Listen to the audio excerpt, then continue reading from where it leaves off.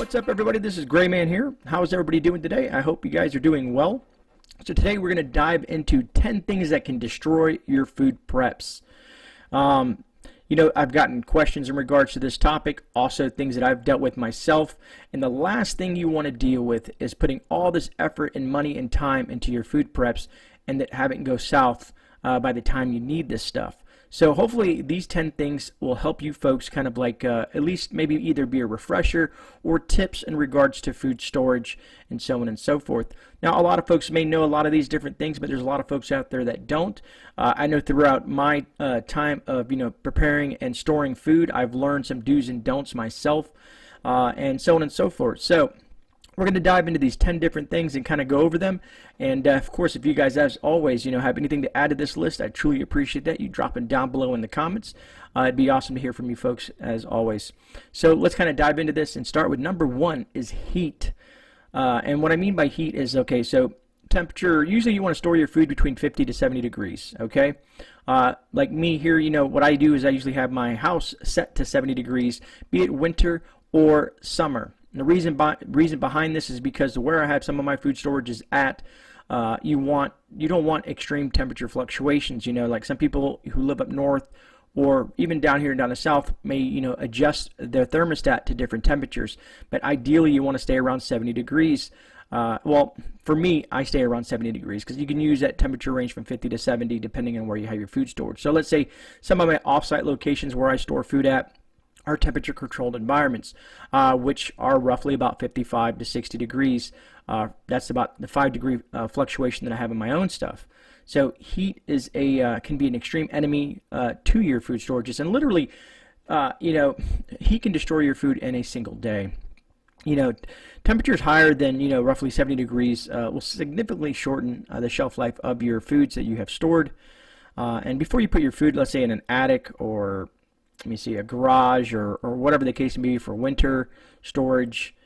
I'm trying to think, because you got to remind yourself, about the temperatures in certain areas. Let's say your garage, for instance, if it's not temperature controlled, your attic, especially here in Florida, we have attics. We don't have basements, unfortunately, but attics temperatures can soar to blistering temperatures, specifically because a lot of people don't have that control or that environment controlled.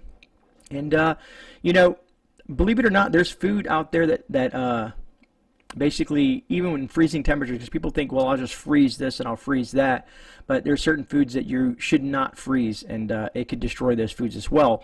So you kind of got to look at both ends of the spectrum per se, right? And I'm just kind of glancing at my notes here to make sure I'm staying on task as always. But anyways, most time I tell people you really don't want to store your food outside. Of course, some people have different situations where they have root cellars and places like that. But you just want to kind of keep it away from a lot of different fluctuations in temperature. Moving on to number two is air. And people are like, well, what do you mean air? Well, we've all preached the thing about oxygen absorbers and whatnot, right? It's just another enemy of food. Air is definitely another enemy of food because it breaks it down and so on and so forth. You want your food sealed up tight to keep the air out. Plus, it leaves the food. Air can leave the food with a stale or, how can I put it, stale taste, or even some foods can even harden. I told you don't put oxygen absorbers when you store sugar because of the fact that it'll turn into a brick. Not that you can't break that brick apart and possibly use it to sweeten stuff or whatnot, but you kind of get what I'm saying. But, you can help keep air out of most foods, with a nice sealed Mylar bag with the appropriate oxygen absorber. So when it comes to oxygen absorbers, you kind of want to maintain that, want to look at how many, the size of the oxygen absorber that you use if you're using a 5-gallon bucket and so on and so forth. So kind of do your research on that aspect, depending if you're using a 1-gallon, a 5-gallon, 3-gallon, or whatever the case may be. You want to make sure you have the appropriate oxygen absorber for the size that you're using in that Mylar bag. So just a key thing, to pay attention to, because air, as I say, oxygen can, slowly degrade things over time, and most of you guys probably know this as well. That's why we have food savers and things like that. And of course, you always want to make sure that the buckets that you have, have proper seals on them. And if you open it up, you want to, every once in a while check your seals. Make sure your Mylar bags are sealed appropriately as well, and so on and so forth. So, that being said, we're going to move on to number 3, and that is moisture. Moisture can quickly cause mold to grow on your food. Anything like, let's say, cardboard packaging, cheap plastic, you know, they're all susceptible to, you know, moisture damage per se, right? I don't know if you've ever had a box somewhere before and then you see that kind of like that wet, damp look to it, and it has like that mold and stuff growing on it. But, you know, so moisture, you know, in itself can be detrimental to your food storages. So be careful where you, if you have, let's say, if you're in a basement or something like that, you have a, you know, an area that's kind of, you know, that may have flood in the past, or, you know, moisture develops there depending on the humidity and whatnot in your area. You know, some people, you know, have ways to stop that, but, you know, you want to just kind of watch the moisture in those rooms. So you don't ever want to store stuff like, let's say, in a bathroom, a laundry room, you know, where else? Under a sink, or anywhere that's just damp in general. You know what I'm saying? So hopefully that relates. I'm trying to relate that information to you, because you know things that where you know that there's a lot of water and moisture that can be held, and also the potential for leaks. You know, let's say what is it called?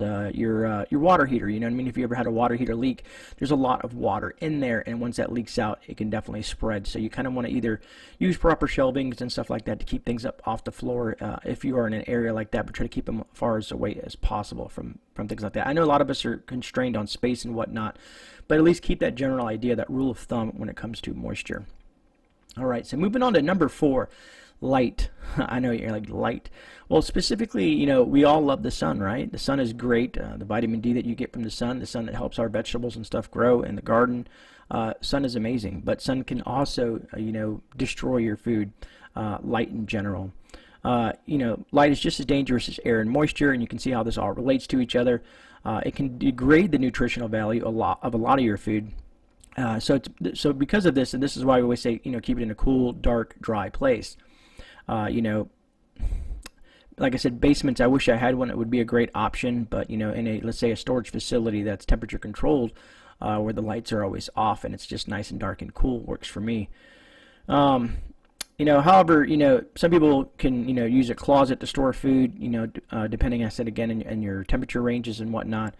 I'm trying to think where else. Some people will use just a spare bedroom and stuff like that. But if you can, you know, maybe use like some blackout curtains and stuff like that to keep the sunlight from getting to those things. Because even a little bit of sunlight that peeks in there, if it happens to be hitting, let's say, your bucket or some of the other canned goods that you have, it's going to degrade those foods. And I know people are saying, well, you know, it's sealed in a can and stuff like that. But just trust me on this, or not trust me, but, you know, you can do your research on this in the aspect of that. Sunlight and just bright lights in general slowly degrade food over time. And you know, it's not to say that, you know, you can't have some light, you know what I mean, because you got to see internal lights and that, but you just don't want a consistent light specifically. You know, I'm focusing on the sun itself here. I'm trying to think of anything else I want to talk about that. You know, like I said, there's the sunlight hitting your buckets on a consistent basis, you know, because some people feel like, oh, it's Mylar, it's in a bucket, it's sealed. You know, I'm not worried about sun hitting it, but, you know, believe it or not, the sun rays can penetrate, or UV rays, ultraviolet rays and stuff like that will get to your food and slowly degrade it. And like I said, just trying to make sure I don't want to touch on anything else on that, because I know there's going to be some people that will probably correct me, and I'm not saying I'm far from perfect, but just hopefully this information, like I always like to say, you know, starts that seed and at least gets you thinking, you know. All right, so moving on to one of the things that I've dealt with myself in my pantry, and I've learned to I guess kick back per se. That is bugs, man. You know, little weevils and ants and all different types of bugs that can, you know, gnats, things like that. Bugs are a huge problem, especially things like, you know, let's say wheat, flour, you know, any type of oats, you know, things that you might store like that. They love that kind of food. You know, even roaches. You know, you think you might have the cleanest house in the world, but then all of a sudden you see, you know, these little you know, German roaches or whatever the case may be in your neck of the woods. You know, and some people say the solution to that is diatomaceous earth. And I'm not the best at saying that word, but some people say, and I have it here. I think I'm trying to see if I have it in the notes. It says just add 1 to 2 cups to every 50 pounds of food. But you know, it can be very expensive to do that, you know, depending on where you buy it at. But anyways, just a kind of idea. But one thing that I've learned from some homesteaders is to use a few bay leaves in the bottom of the bucket, you know, maybe, you know, some on the top, you know, just kind of mixed in there, around there. You know, I think bay leaves work really good. I've been doing that to a lot of my stuff that I've been redoing. You know, and this will help repel pests. Now, being that we're talking on pests, and I kind of kept this separate from the bugs, number 6 is going to be rodents. rodents, be it, mice and rats and other little, vermin and stuff like that. Rodents can be a very persistent pest. Man, they can be persistent, especially if they're hungry enough. If those things are starving, they will find ways to get into things that you will not think they can get into. They can take, you'll see a rat a certain size, or a mouse, mice, whatever the heck you want to call them. They'll squeeze their way into places that you just don't expect them to be. So, believe it or not, they can get into some of the strongest packaging that you think. You'd be surprised, what they can do. And that's why I tell everybody, people that ask me, I said, just invest in 5-gallon buckets, food grade 5-gallon buckets to be exact. And you should, if you do have any issues, you want to set traps out. Be careful if you want to use poisons and whatnot. You kind of want to make sure that they're, away from, let's say your family pets and whatnot. I'm trying to think else. Also, you can use something like peppermint oil, which is a great rodent repellent as well. So, just some ideas you kind of want if you want to go the natural way versus the more of the poisonous way, and so on and so forth. And one thing you want to do is check your food storage areas, often, for, rodent droppings, things that your seals or things that may have been broken. You just kind of want to pay attention, and maybe when you're in there doing some of your rotation, and just look for signs of damage or, rodents in that area. So, another reason why I tell people, because when things are outside, it can be more susceptible to those type of issues. All right, so moving on to number 7 is time. Time, because time keeps on ticking, right, folks? Unfortunately, time is one of the most common destroyers of your food. People buy huge amounts of foods in bulk. We're always stocking and prepping foods left and right. They shove it in the back of their pantries and kind of forget about it without, thinking about, the dates that, if most people who have a food pantry, they mark the dates and keep an eye on their dates and rotate their food, that kind of stuff like that. And there's a simple rule: first in, first out, and always put new items behind old items. You kind of want to be sure that everything is close to expiring. Even though we've all dove into the expiration date thing, but one thing you want to do is just make sure that you rotate your food. Kind of pay attention to the dates as you're rotating your food. And like I said, I use, some duct tape, and I write the dates on there. If I don't have any duct tape, I just use a big, thick black marker, and I write the dates on there, because sometimes those little dates are hard to see, especially for some of us older folks. But that's what I prefer to use. But yeah, time is of the essence, and time slowly degrades everything, man. You just don't think about it. You'll buy a bunch of stuff, store it, and the last thing you want to do is, to go access something in an emergency situation and see that it's expired beyond the point of consumption. All right, so number 8. Some of us have made this mistake in the past. I've had some conversation with friends of mine, is chemicals. You want to keep chemicals. And what I mean by chemicals is stuff like, let's say gasoline, fertilizers, what else can I add to this? Household cleaners.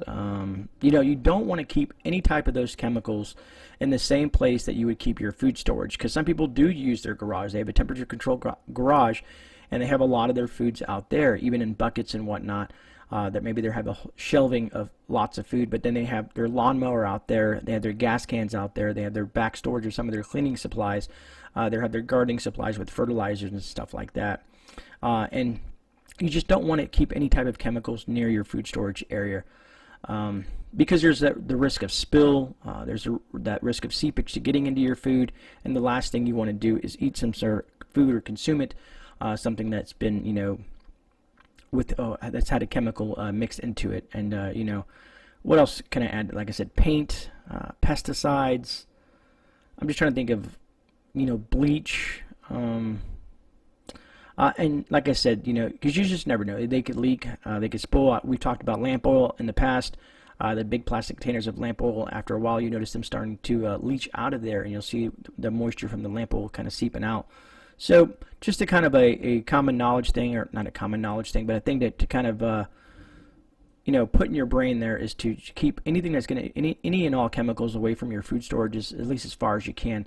And I know, again, some of us are constricted on space and where we can store our stuff, but just try to keep that, rule of thumb in your head, that you want to keep anything like that away from your food storage.